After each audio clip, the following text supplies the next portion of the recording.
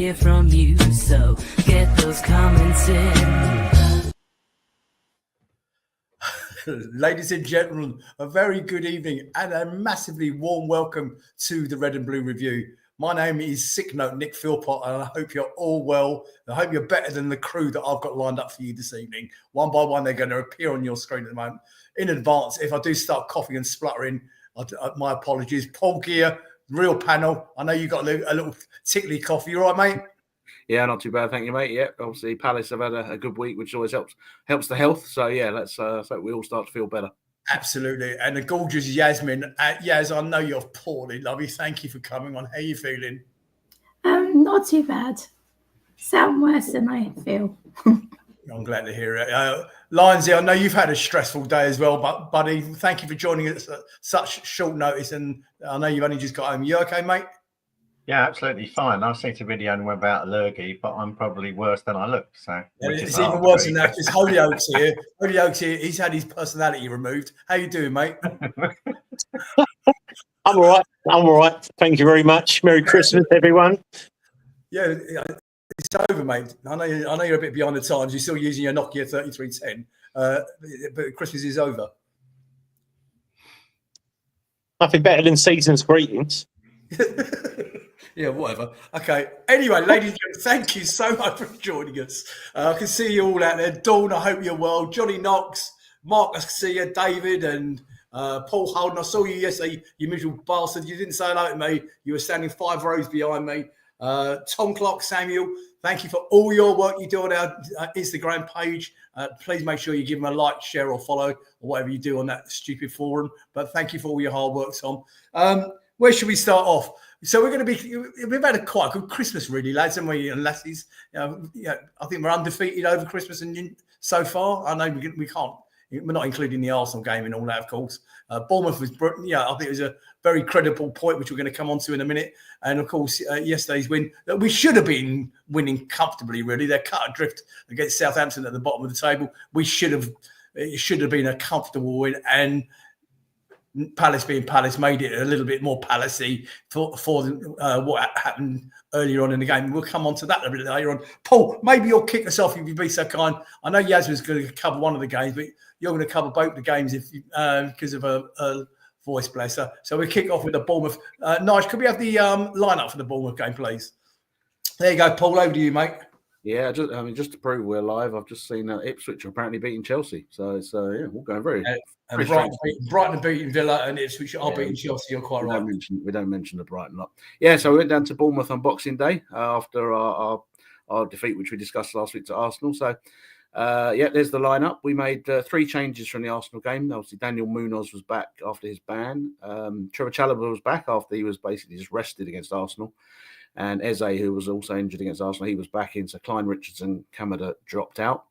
We took to the field. Bournemouth on a good run. So it was a tough fixture we were looking at. They've won 4 of the last 5. They just won 3-0 at Man United. So it was probably not a good time to play them as such. But we've not exactly been doing badly other than that Arsenal game. So yeah, we were hopeful for doing something. So we started the game. First 10 minutes, we kept the ball. Didn't really get anywhere with it. It's not my kind of football, I must admit. We're playing it around the back and in the midfield and back again. But yeah, we tried to get a bit of confidence up. Bournemouth had a few sort of near misses shots, weren't hitting the target much. And then the first real proper chance came down when Mateta and Eze did some really good work down the left-hand side. Eze crossed it. And Munoz got his shot off, which the keeper saved. Unfortunately, it was his wrong foot, which probably didn't help. But we were creating them problems as well. So it was fairly even. They then had a set piece, which Sarr cleared off the line. We then went straight at the other end and Sarr scored. I didn't actually celebrate this goal because to me it was so offside anyway. It was pretty clear, but they go through the rigmarole on the check. But yeah, so Nick, you're on mute. United are losing 1-0 already to Newcastle. Show that we are absolutely live. Oh, yes. Isak's just scored for all the fantasy people who own him. Offside, clear offside goal. But we were definitely causing them some problems. But again, first half just sort of petered out. Again, Bournemouth were having some good moves. They had a couple of set pieces where they put the ball over.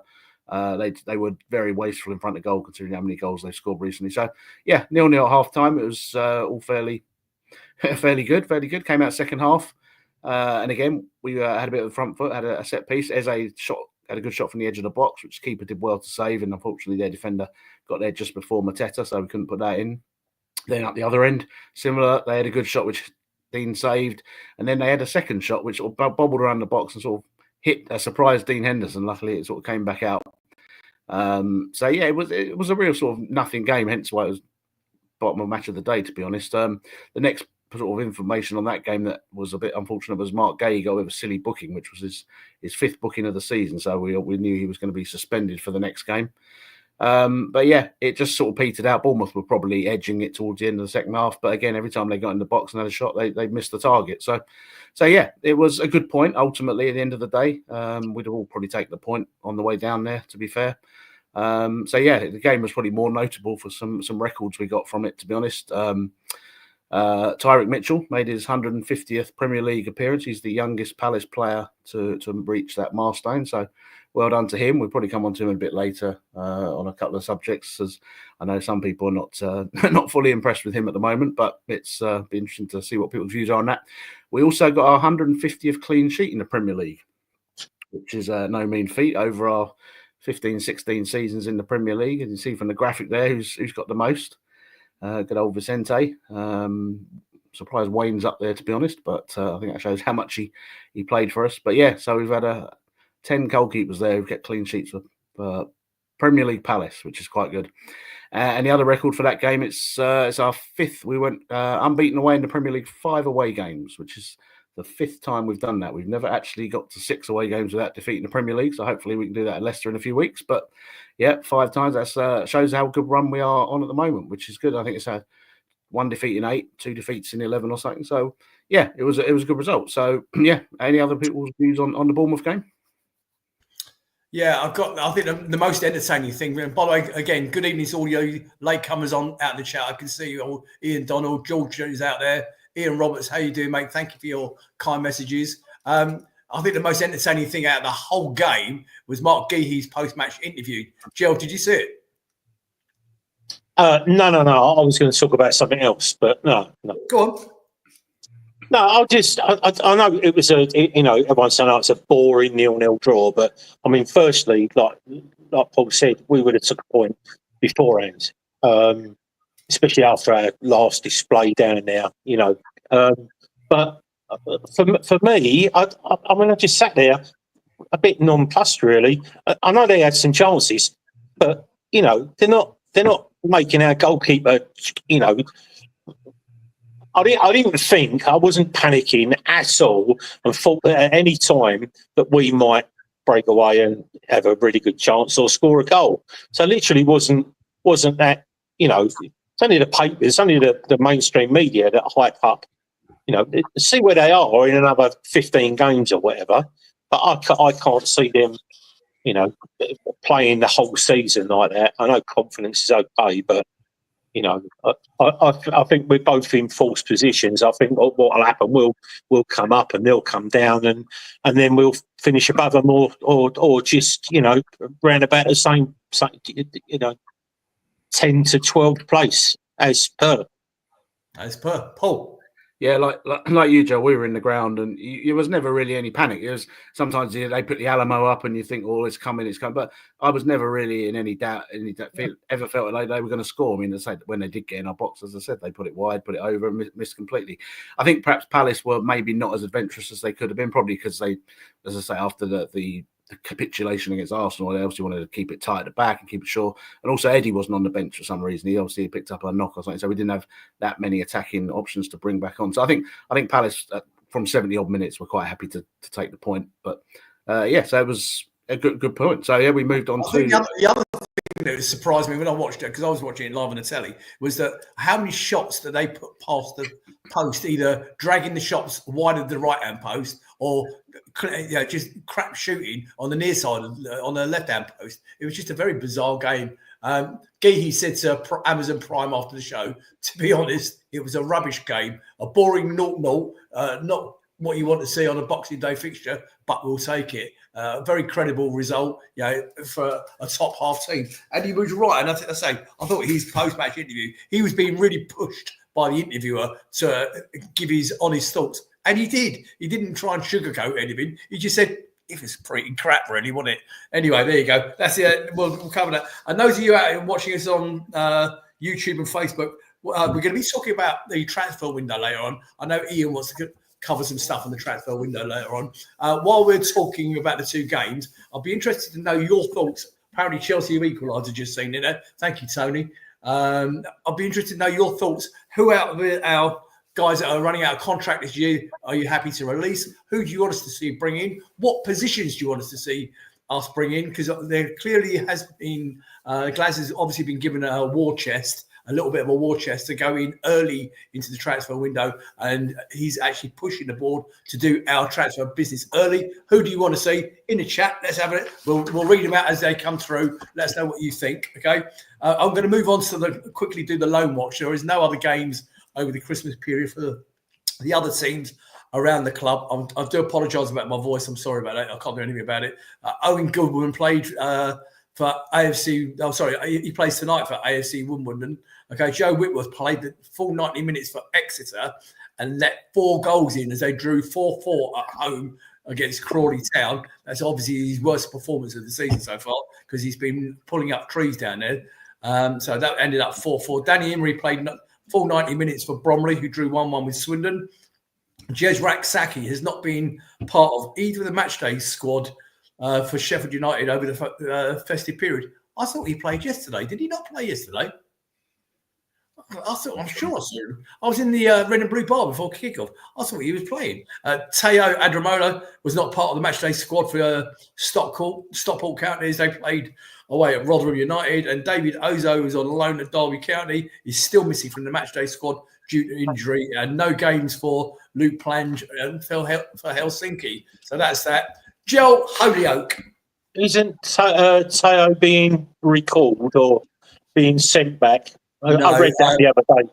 There was talk about it, but the man Glasner has said in one of his post-match interviews that he can't see any benefit to do that. Go on, Paul.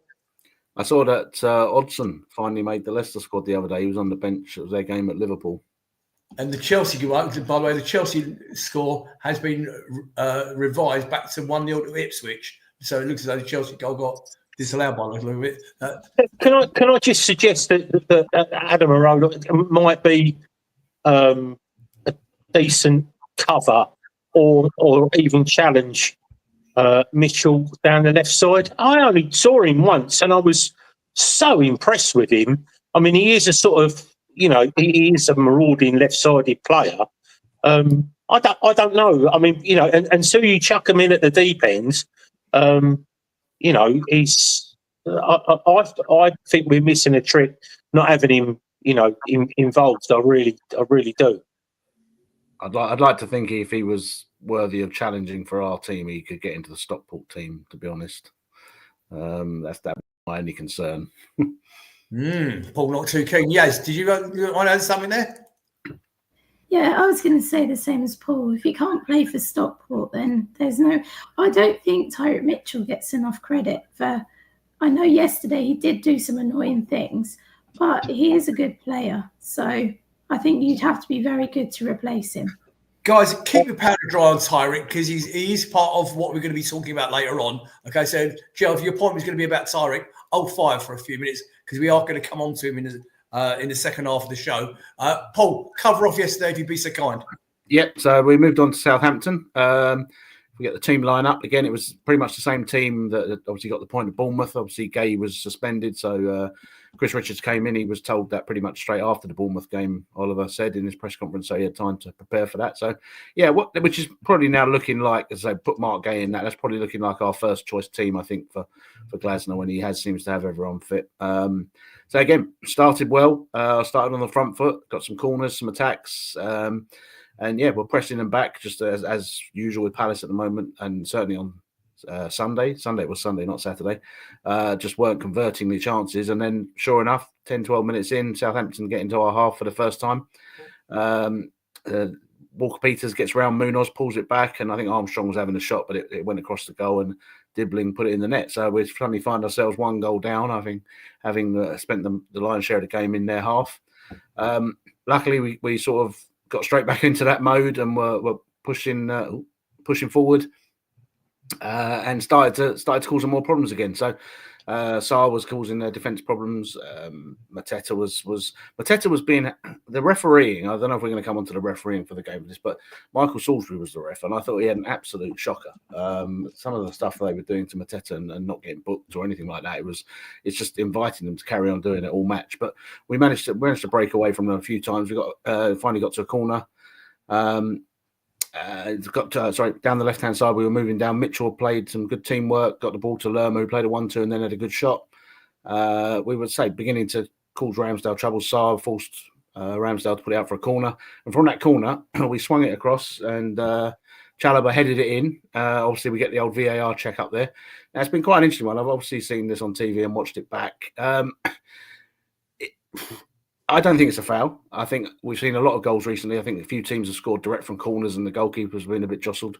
I think there's been a bit of an instruction to not be so protective of the goalkeeper. So I think it was a perfectly good goal. But having said that, I've seen goals like that be disallowed. So it'd be interesting to see what everyone else here thinks of it. The one thing they did notice on the TV, they did say Ramsdale actually pushed Mateta first. So if you're going to say Mateta pushed him, then he was pushed first. And if you're going to give one, you've got to give the other. So it's a penalty. So I think overall the right decision was came to. I think everyone agree on that on the panel? Yeah, I believe so. Paul, I'm going to interrupt you for a minute because I owe Lindsay a bit of an apology. Lindsay, you wanted to do your poll. So tell everybody about the poll you're running, please. Well, I was going to let me reply to Paul first because that's what I was jumping in for. Yeah, I agree, Paul. I don't think it was a foul. I thought Ramsdale was headless. But what surprised me is why Bournemouth had no one helping him out. Normally, keepers have someone along with the guy that's trying to block him, stopping it. So that's down to them. I mean, yes, I agree. VAR, it could well have gone the other way because we all know the goalkeepers get protected. But yeah, I'm just grateful that it was given and sense was seen. If I can, there is a question. Nigel, do you want to quickly put that up? Yeah, if people go to www.menti.com and use the following code for the next 10 minutes, we've got a question for people to put their poll, their answers on, and we'll have another one coming up later. Thank you very much. 5 seconds, and there you go. Sorry, Paul. This is all a bit posh. And by the way, I didn't think it was a foul either. And yeah, you're quite right, Paul, for pointing it out. It could well have been a penalty the other way, really. Jill?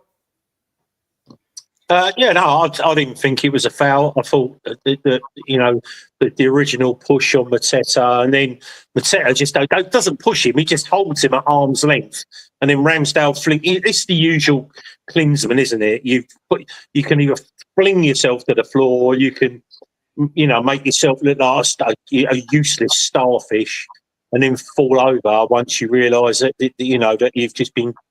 Well, he's just been bullied, basically. So I think, VAR, maybe if we were playing City or Liverpool or Arsenal, they would have, found a way to disallow. But I think Southampton are just getting treated the same way that we had for the first 2 or 3 years. And you'll find that you just don't get the decisions. Anything you want to add to that, Yaz, before we go and carry on? Yeah, I didn't think it was a foul. And as Paul said, JP was being fouled for the whole game. He was being held, pulled, pushed, practically, assaulted, and nothing was happening. He didn't get a single thing. It was ridiculous. That referee didn't get his card out. I think it was in the second half when the first booking came out. Yeah. I mean, Mateta was being literally rubbing. For the benefit of those listening to the podcast, I've got my arms out as though I've got my arms around somebody. That's how he was being held throughout the first half. And so many times the referee ignored it. Paul first and then Joe. Sorry, Lindsay first and then Joe. I completely agree, guys. Bednarak got away with murder. Absolutely. I mean, we were having the chat on the group chat and saying after 20 minutes, how has he not got a yellow card? And he didn't get a yellow card until the 80th minute. It was ridiculous what he was getting away with. Yeah, quite right. Jill? Yeah, I'll just elaborate on what Ian just said. That's what I was going to say as much. But I thought I don't want to see people sent off, but I thought he at least 2 yellow cards. When you're persistently fouling and fouling the same person as well, you just, it got to a point where you just think, the referee went over and talked to him after the second foul, went over and went, do that again. And then he went after the third foul, well, if you do that again. And on the fourth foul, he went, well, if you do that again. And then waited for another 30 minutes into it. I just thought, as Paul said, I thought a referee was absolutely crap. Where they're pulling these guys from, I just don't know. They must just put a 20-year-old kid in there.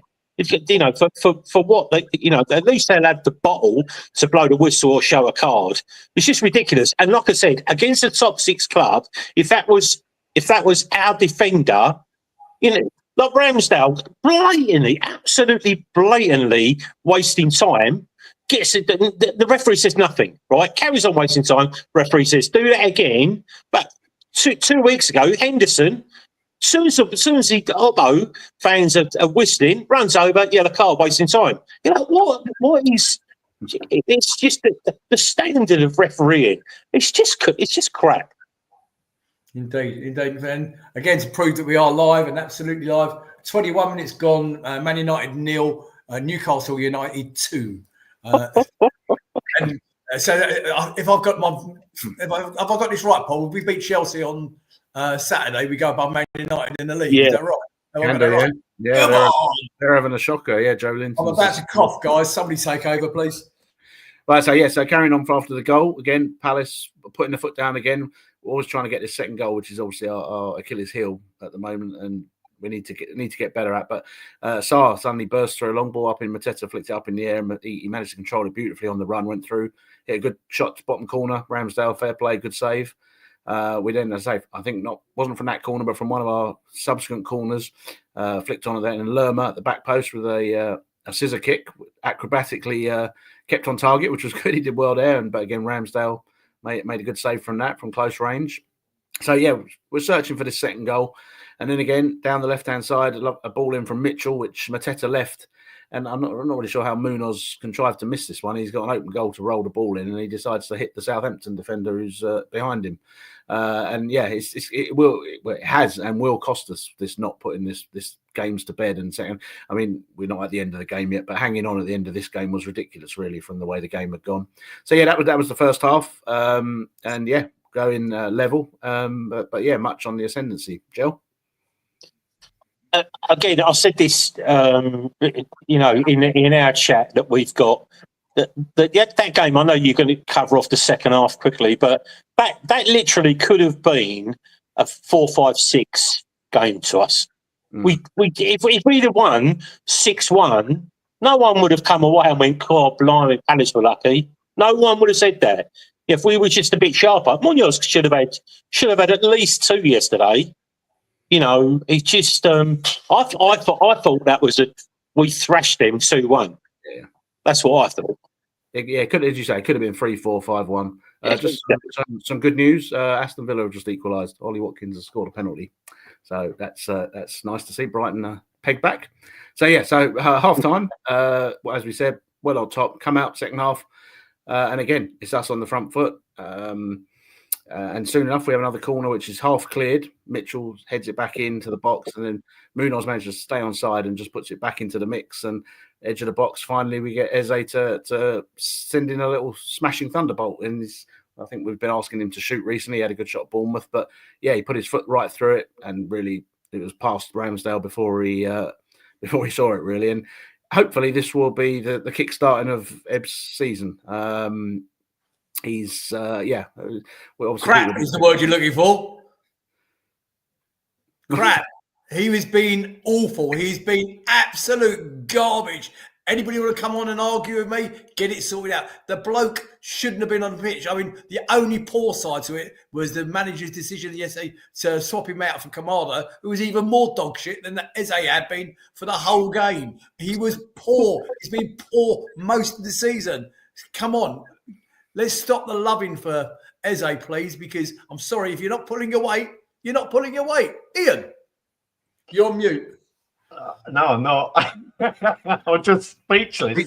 I have to say, yeah, I get exactly what you're saying, Nick. I think as a fan base, we're too loyal at times. I think Eze needs saving from himself. He's clearly not fit. He's clearly not on form. But the big problem is, and it's the Wilf situation all over again. Oh, just in case, just in case, just in case. And the odd chance he gets, he scores like he did yesterday. I would have pulled him off a bit earlier, to be fair. But it's about the squad depth, isn't it? Who are you going to bring on? You just said yourself, he's brought Kamada on. I would have brought Devaney on. Yes. I would have brought Nketiah on and played 2 up front. And taken Eze off, because Sarr himself has shown that he's there for the flick-ons. You need someone there from the flick-ons when we go long. I'd like to see Glasner change it up a bit, but the squad depth doesn't allow us the luxury of taking players or giving, showing an example of Eze and say, you're not good enough at the minute, mate. You're either not fit or you're not on form, and therefore you need to sit it out and give someone else a go. Joe, you wanted to respond to my comments? Yeah, no. In the chat, I've been saying it for weeks. I would play Devaney instead of Eze. I don't care what people say either. I think and if we can go goal for goal, Devaney scores goals. He's also fantastic at dead ball. He's with his left foot. If Hughes isn't about. And also, he's got a great engine. Listen, we've been spoiled. We got spoiled by Elise and Eze at the end of last season. We had the momentum. They were playing like a couple of kids in a playground. Everything was coming off. We were playing teams at the end of the season that were quite literally on the beach. So it made us look fantastic. Obviously, we lose Elise, and then everyone's expecting Eze to kick on this year, but he literally has looked. I'm not even going to say disinterested, because that'd be disingenuous for him being a professional player. But he is not being the Eze that we know that can spin a player and then go forward and go forward and go forward. Just keep going forward and attack. I don't want, and I've said this for forever, I don't want Eze coming back, tracking back. That's not his game. He is all about, he is offensive. If we get him going forward, he's almost unbeatable. He looked a little bit decent yesterday in places, but, he looked disappointed when he come off. To be replaced by Kamada, literally, I'm not even going to, like you said, Nick, we've been saying this for a long time, not just the last few weeks, but for a long time. How on earth anybody in a professional capacity thinks that Kamada is better than Devaney, right, is a crackhead. The only reason that he must be playing is because I think he's the top earner at the club, and he must have something written in his contract where he's got to play a certain amount of games or a certain amount of minutes. I do not get now what Kamada brings to the game. He half-heartedly shuts people down. He has no pace. He's lightweight. He can't pick a pass. I know it sounds really horrible. The last person that I character assassinated this badly, right, was Benteke. And Benteke had one good season for us and robbed us for 4 years after that. If we've got Kamada for one more year, pay him up, piss him off, please, and just bring a kid in, because I think a kid would give us more. You use the word offensive in all that. I don't mean offensive. I mean offensive as in going forward, as in on the. The only thing I find offensive is you using words like disingenuous. You can tell you're not working. You're using big words all of a sudden. Paul, you first, and then yes. Yeah, I mean, no one can deny Eze's not been his brilliant best this season. I would still be low. I mean, Devaney would be the next choice for me, but I would still be giving Eze a chance to play him himself into some confidence and some form. I don't think it helped him not having a short summer, being away with England. He then obviously had his injury, and obviously he came back recently, and he was taking him off after 60, 75 minutes for a few games just to get him back in. I think he's one of those players. He's a confidence player as well, and I think I'm not sure dropping him would be the best route at this point. So yeah, I personally would play him at this point, and hopefully, as I said earlier, hopefully that goal will kick him off a bit, and it'll be interesting to see if it does give him to, as I say, interesting in terms of shooting. I saw an interesting stat today that in 2024, that's all 3-0 to Newcastle. In 2024, oh no, it's offside. It's offside. In 2024, he scored 6 goals outside the box, and only Cole Palmer has scored more, which is quite an interesting. I thought quite an interesting stat because I was trying to think of him, and he did get a few at the end of last season. So if we can get him shooting again, I think it'll be worth having him in. But yeah, as I say, I'm quite happy to see him playing at this point. But yeah, you can only do that for so long. John Knox considered Joel Kamada is your new Jordan Ayew. No. That's the thing. I did not like Jordan Ayew. I didn't think he offered enough for us, apart from getting free kicks. You can quite clearly see Jordan Ayew scores goals when he's played in the right position, staying out on the right wing and just getting free kicks. Was never a thing. I always praised Jordan Ayew. If he played well, then I always praised him. But Kamada, I just can't see. He's championship at best. Okay, yes. Yeah, I haven't been happy with Eze for quite a while. And at the Bournemouth game and on many other games, when he loses it, when he's on the attack and he loses it and then they get it, that puts us in a lot of trouble sometimes. But I would always start him and then maybe we bring someone on, like he has been doing. But I really think now he looks so much like a different player once he scored that goal. So I just think that hopefully he'll get his confidence back again. Okay, and I'm just going to read a comment from the chat. Max03 says, it doesn't help when some of our dickhead fans boo him when he comes on and cheers him when he comes off. He's a Europa League winner, and he was one of the best 10s in Germany. Clearly, there is a player there. Do you know what? That's fair and very balanced, Max. Okay. I did say right at the beginning, I thought there was a player there. Maybe we just need to give the guy a bit more time. Ian first, then Jill.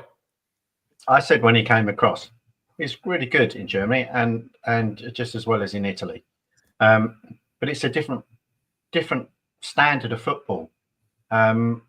People need to understand it's a far more relaxed game. Certainly in Italy, it's a far more defensive setup anyway. And it's his decision making. He's too weak when it comes to the challenges at the minute. He can pass a ball, but no, you have to pass it through the eye of a needle in the Premier League. You don't get to play it into the channels and everything else because everyone's in the defensive set. And then you've got set routines to transition the ball out. We don't do that. And the Premier League the press in the Premier League is second to none.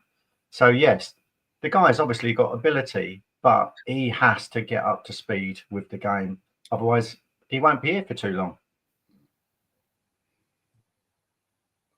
You're on mute, Nick. Sorry, Jill. I don't get this loving with German football, I'm afraid. Watched enough of it. I gave it a bit of a chance. I got to the point where I thought the Premier League I just wasn't engaging in the Premier League apart from Palace games. So I watched some of the Bundesliga games. They've only got 4 good teams. They literally got 4 decent teams here. I would say that most Premier League teams would. If you put the Premier League team and the Bundesliga, the top divisions together, I think you would have 2/3 English teams above the German sides. They certainly wouldn't be able to, even Bayern Munich, but I don't think they'd win the Premier League. I don't think that they would take I don't think they have the physical nature. I don't think they have look what Harry Kane's doing over there. He's absolutely smashing it. He's a 20-goal-a-year player at Spurs in the Premier League. Over there, he can be 30, 40, 50. And Elise. There you go.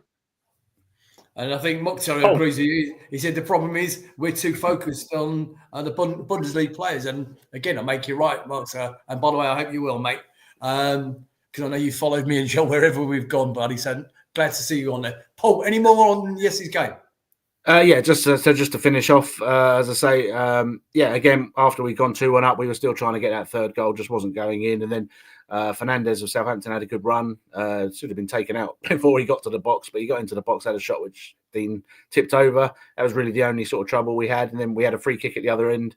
The Eze hit, it deflected off the guy who was on the floor, and it could have gone anywhere, and it flew over by an inch or two. So that was a bit unlucky not to get the third. But we just saw the game out, like I say, and it just towards the end you were just sort of fearing the worst, thinking, well, we've dominated this game, and how we're not well clear is anyone's guess. But final whistle went, 3 points in the bag, it made for a good week certainly after the Arsenal game.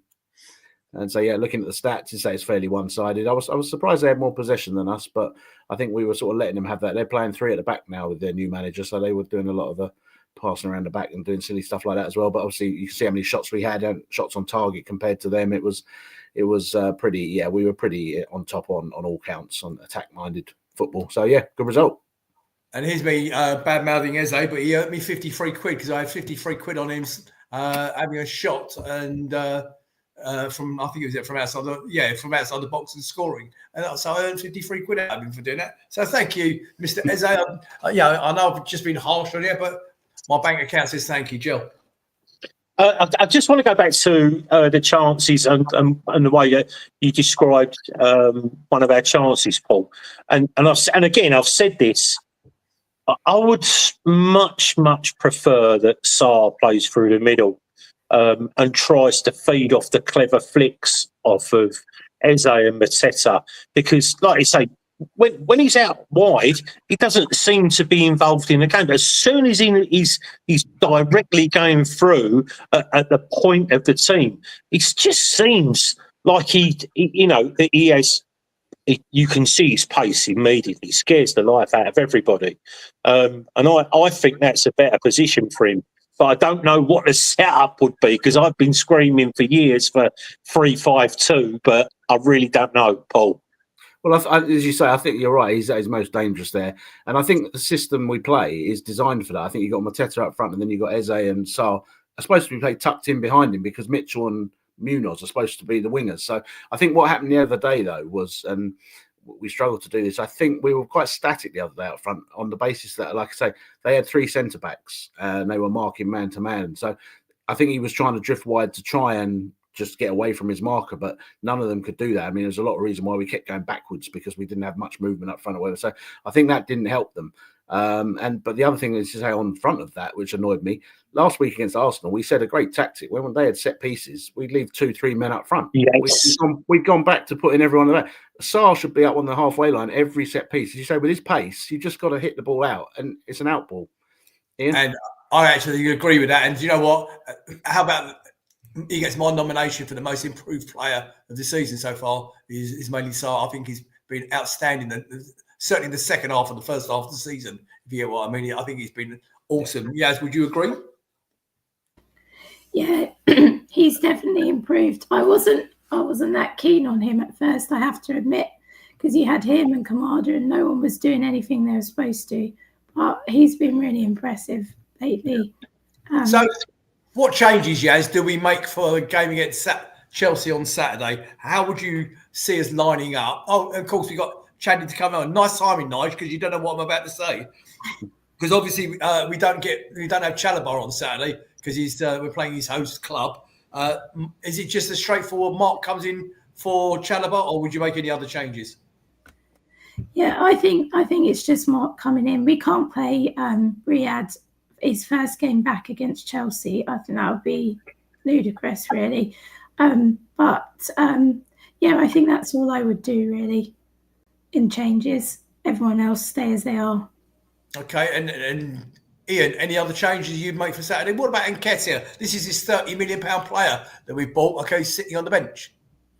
Well, firstly, I would agree with Yaz in that I don't think you can bring Riyadh into that environment, that game against Chelsea, who are flying at the minute. It might be worth giving him 10, 15 minutes towards the end if he gets a chance, or certainly in the third round as well. But change of formation, yeah. I mean, Joel and I have spoken about 3-5-2 for years, and and we've got half of what we wanted. with 3 at the back. It's just how, I'll go back to what I said 10 minutes ago with regard to Nketiah. He has to play in the front two. He's no good sticking him out on the wing. He has to play in the front two. He makes some really great runs when he's central. Unfortunately, we don't have the players in the number 10 role that can slip it into him that he's used to. And I'll go back to what I said a couple of weeks ago, is that we missed out on Smith Rowe, because that is where we are lacking at the minute. And that is why, as the guys have said, Eze dropping back is essentially our Harry Kane, isn't he? He's never in the place where he can affect the games. Paul, you got anything you want to add to that? No, Ian's right. As I said, if we're going to play, I've said if we're going to play Eddie, he's got to be up top, whether that's on his own or in a two. There's no point in playing him in the withdrawal role. I mean, he did all right the other week at Arsenal. He scored a great goal. He was up front on his own there. It's about getting the supply to him, whether he's one or two out there. But I think, feeding off having a Mateta, a big man, small man thing, it would work quite well. But yeah, I think for the game against Chelsea, it's, as I say, we're probably going to need to stick with tried and tested. They got quite a big, solid back line. So whether you get a bit bullied on Saturday, who knows? But yeah, it's going to be a tough game Saturday. But as I say, we're in reasonably good form. So I would probably stick with what we got. I say Mark comes in for the ineligible Chalobah. And yeah, we drew at Stamford Bridge. We gave him a game there. So I'm not too scared, to be honest. Okay, Joe, I'm coming to you. And in 90, I'd like you to do your result of your first poll, please. Joe. I'm a little bit pleased that in respect of what happened at the Arsenal game. I said a couple of months ago that I thought that we could learn a lot from children's football, as in leaving a centre forward up or one of our better players up when the ball gets hoofed out, instead of it being just coming back in all the time. And I can't think of any other time where a team has played a top two side, and while they're taking a corner, we put 3 up front. I mean, I just to stop them from putting extra players into our penalty area. I was so happy about that, and of course, if we could have cleared it, hoofed it, we've then got immediately a 3 versus 3. That's what Arsenal did. They kept 3 back. So. But yeah, I would, like I said before, I would leave Eze up front. I absolutely would not want him. If we need to nurse him back into a bit of form, and if we got to treat him, if he's going to play, treat him with kid gloves, spoil him a little bit. I think we might get a little bit more out of him. Thank you, Ian. Yeah, okay. Well, I guess, discussions about the team and the squad and who should be playing and who shouldn't be playing leads us into the poll that we put up 15 minutes ago. Nigel, have you got the results for that? Because the question that we asked on that was, what position do we need to strengthen in the transfer window? And the majority of people, 100%, in fact, went for up front, with defence coming out a close second. We obviously think that the midfield is okay, and obviously I guess you've got the likes of Wharton coming back on that. So I guess I throw it back to you guys. Yasmin, do you necessarily agree, strikers, the position we need to concentrate on, getting reinforcements in the transfer window? Yeah, I do actually, but I also think Tyrick Mitchell, for his position as well, is really important. And I'm going to jump on that, okay, if you don't mind. First of all, Ian, how can you have a poll that gives you results of 200%, which is what that poll did just show you a minute ago? No, you can have. Well, this is why you're not a statistician. Correct. I don't know because that makes 200. It said there are a max of 2 choices, but 100% of those that actually voted said they would choose a striker. Yeah, right, okay. And then I know my maths is shit. Okay, right, I just want to answer Yaz's point, if I may. Clearly, the way the manager wants to set up is Daniel Munoz on one side and another on the other side, which in my mind isn't Tyrick Mitchell. However, that said, Tyrick Mitchell this year has improved tenfold on his running down the left and even in his crossing into the box, okay? So those out there that are giving Tyrick dog's abuse, hold fire a minute. Just that player 12 months ago couldn't do what he does now. Paul, I know you're going to jump straight in on one. I'm saying if we do make that change, it's got to be with somebody who has the attacking ability over and above what Tyreek's giving us at the moment. Okay, Paul, I know I'm opening a can of worms here. Go for it.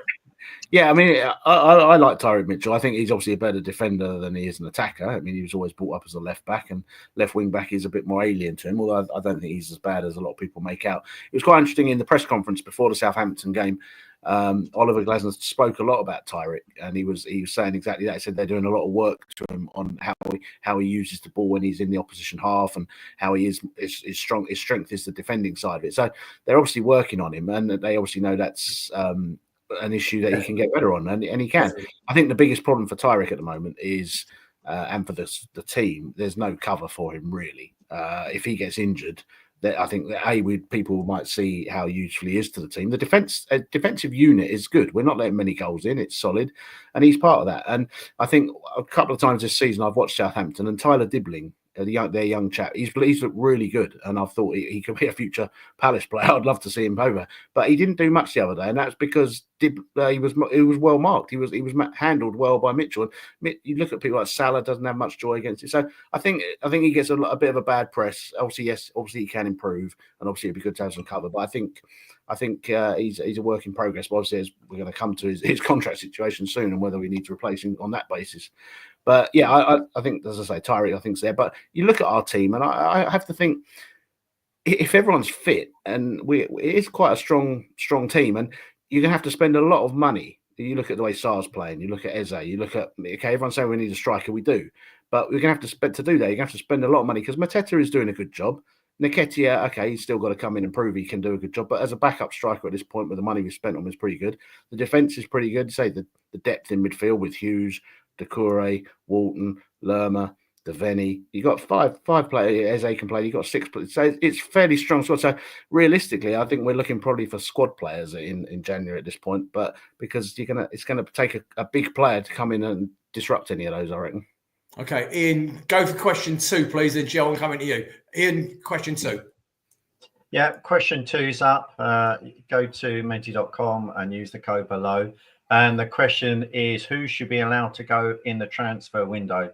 Now, you've got 3. You can have up to 3 choices of the ones that are there, or someone. So is that 300%? Well, at the minute, no, it's not. It's I'm seeing loads of people going on there at the minute. 75% are saying other, 75% are saying Holden. So 50% Ward, 50% Schlupp. Okay. And Edward as well. Edward. Yeah, we're coming to all of those in a second. Joe, make your point, because I'm going to go out of contract players shortly. I wasn't. Maybe I was just scratching my face. I wasn't going to make a point. Sorry. Okay, no worries. So out of contract in June 2025, ladies and gentlemen, coming up now. Tyreek Mitchell, 40 grand a week.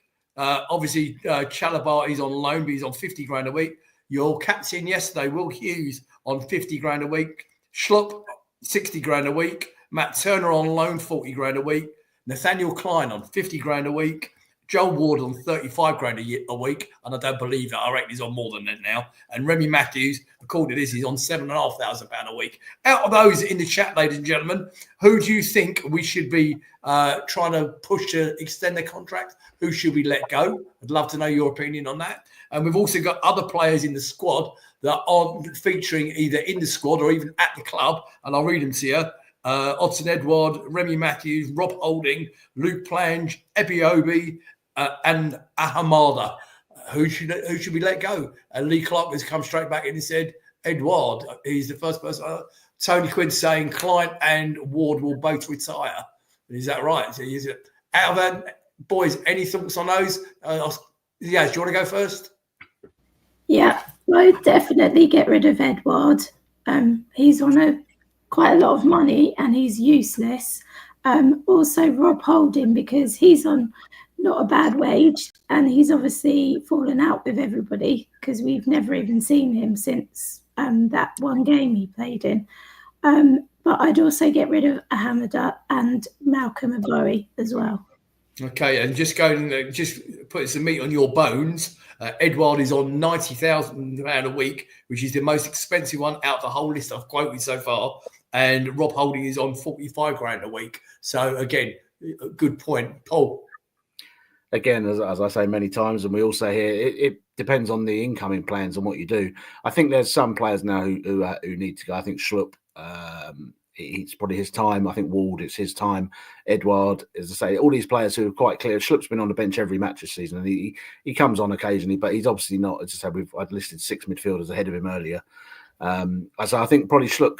The others, I think I'll say, even if you're signing them to get a fee for them going forward, as I say, I think we need to keep Hughes, we need to keep Mitchell, all the sorts of players. Obviously, the loan players. I think I'm pro keeping Chalobah now if we can get him for a good fee. Obviously, we're going to need a second goalie because Turner's obviously there at the moment. So whether we keep him or whether we get someone else, that's obviously needs to be addressed. But yeah, I think probably Schlupp, Edouard, and Ward are probably. I'll probably keep Klein at this point, unless we're definitely buying another defender. But I think any defender we buy will obviously probably replace Gay because I think he's obviously off in the summer. We all imagine. So yeah, they're probably the three I'd lose. But again, if you bring 5 in, there's probably another couple you could let go. And I saw Schlupp come on yesterday, and I saw him trying to run around the pitch. I nearly phoned up Gel and said to him, "Get your boots, mate," because he's got more chance of getting around the pitch easier than Schlupp. Only just, admittedly. Ian, anything you'd like to add? No, I mean, clearly I can only put a few options up there. It seems that the names that Yaz and Paul have reeled off, there could be any 5 of 8. It's we've clearly got a lot of, I wouldn't say dead wood, but players we need to move on because it's not quite worked for whatever reason. But we need to make those. For me, it's about making the decisions early. And having a clear plan before we get into, well, I mean, we're almost in the window now, and do business early doors. The poll's closed, so I've just sent it over tonight, so we'll see what people We'll pop that up in a second. People said when he's ready. Yeah, and Box Thorn Cutter makes a very good point. I'd even forgotten about Franca. Always seems to get injured. By the time his old injury goes, he gets another one. I've forgotten all about Franca, and you're absolutely right. So, Nige, can we have the upcoming fixtures, please? And I'm about to cough. Sorry, Jill, take over because I'm about to cough anyway. Go. All right. So it looks like Raksaki's not going to get a chance under Glasgow. So for me, going out, and I'm going to have one that nobody's even, that no one said yet, but I'd get rid of Raksaki, Holding, Klein, Ward. Definitely get rid of Klein. I mean, it's just, I'd rather have Ward. You've got to both have got, zero pace, but I don't think they fit into the 3 for me, I'm afraid, at the back. Schlupp, Abui, and the surprise for me is because, I don't think there's any smoke about fire. So I get Gay gone as well. Chaddy's coming in, get another centre back. We've already got cover for him anyway with Richards. Richards does come in, he knows he's going to get X amount of games a season. He knows he's going to play in the cup games. But yeah, and I would definitely sign Chalobah. I think that, listen, if he's good enough to be at Chelsea, he's pretty much good enough to be with us. And we've seen certain players improving time, as time goes on. And as long as our manager and his people are with us at our club, our players will improve. So, that my only thing would be is to realise the money, whatever it is going to be, 60, 65, 70 million for Gay. We can't keep him forever. And my personal opinion is that I think there'll be a couple of surprise players go. It wouldn't surprise me if I'm going to keep my Eze thing to myself until. And don't forget, you talk about Mark Gay, of course, and he can go on a free in the summer. So you could be quite right that if somebody does come in for him, and I don't see any suitors for him. Okay, am I right, Paul? That he can't go on a free in the summer. He'd have a year. Next January, he can go on a free, isn't it? He can start. Well, you can start talking, yeah, but he's under contract for another year and a half. So the only reason you would sell him in January, really, to me, is if someone puts in a silly bid for him, because I don't think his value is going to drop that much. If you get to the summer and he's quite cheap or relatively cheap, I think a few clubs will be in for him. So the bidding war would probably push it up to a decent fee anyway. But I personally would be against letting anyone go really at this point, other than the ones we've said. Ian? The only reason Gay would go is if Van Dijk goes to Real Madrid. And then we'll get a fee for him because, as Paul's rightly said, he still have a year left. I think Eze might go. If not in the transfer, he'll probably go. I think someone like Spurs will be after him. If that's the case, then I wouldn't mind going in for a swap deal with what's his face there, Maddison. I think I'm not so sure he's particularly in favour at Spurs, and that would be. I think he'd fit in well with us. Okay. Regarding Ward, I think that if he does retire, I think he'll probably retire rather than go, Joe, and I think we'll probably offer him a role in the academy. No, that's what I mean. I mean, out of the squad. For that. Yeah. Without a doubt. Right. Okay. So we close the poll. Let's see what everyone else thinks. Nige, do you want to get that up? Right. So forget the totals, Nick, because obviously this is, people have had three choices. So the outstanding choice from the options given is Holden. 83% of the votes went for him. And then it was a tie between Rak-Saki and Ward, which was surprising. Now, Rak-Saki is someone I've mentioned before that I simply don't think is going to cut it. But what I do like is with our academy products, they're getting exposure and they're getting game time and they're in the shop window. And I think moving forward with our academy products that possibly aren't good enough, and we get to loan out. So, Danny Imre may well be one of those as well. Moving forward, is that at least we'll be bringing money back into the academy, and that's what we've all been saying for years. That is the model that we're pushing forward with anyway. So it's interesting to see. I thought Edouard might be getting it. Well, Edouard got 50% of the votes, to be fair, and I've no doubt he will go as well. And I presume that Holden is not Paul Holden in the chat that we're going to get rid of. He can go over. You can go over to Brighton's North Stand chat. Okay, you're talking about Rob Holding, not Paul Holden. Okay? Yes. Sorry. And my quick maths there, that was 267% that lot added up to. So excellent maths. Well done, Nick. Yeah, well done. So super. Right, Nigel, upcoming fixtures, please. So here we go. So difficult game, let's be honest.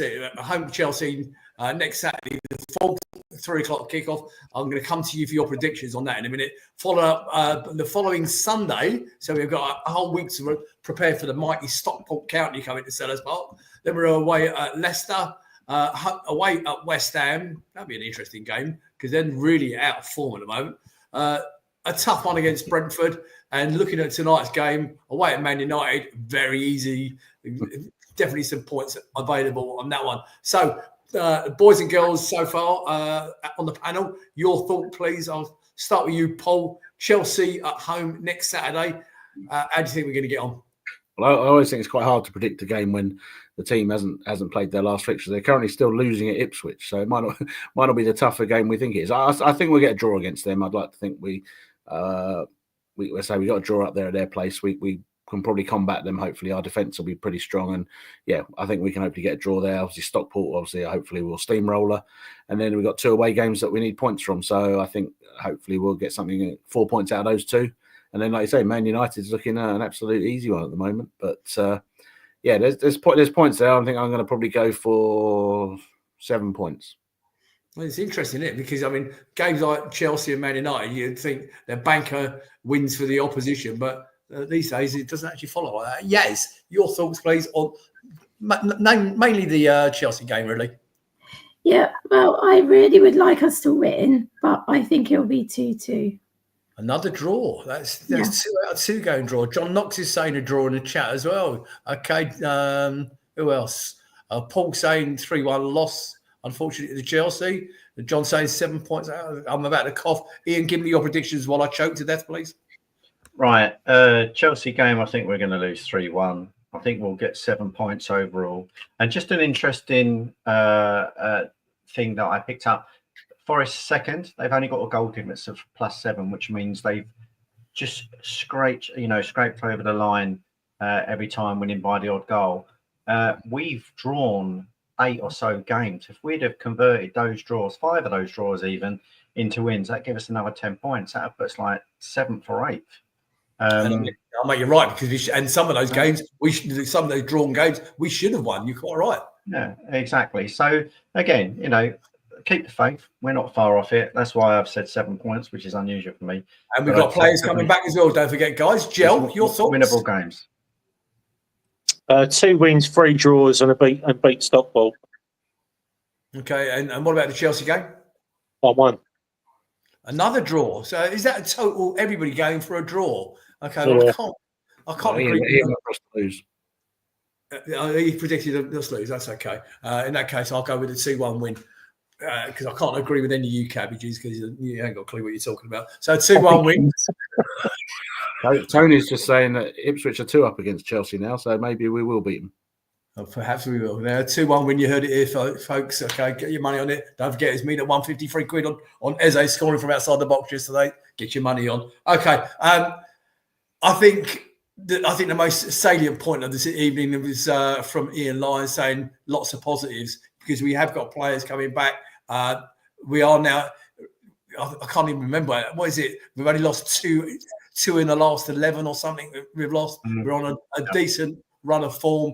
Things are looking up. I'm feeling a bit better. Yaz, you need to get in the bed, okay? Jill, you need to go and give your head a wobble. Paul and Ian, as always, thank you very much. Aston Villa have just gone ahead. What, against Brighton? Yeah.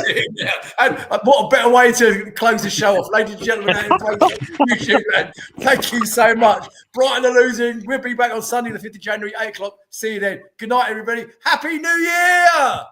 Happy New Year, everyone. Happy New Year.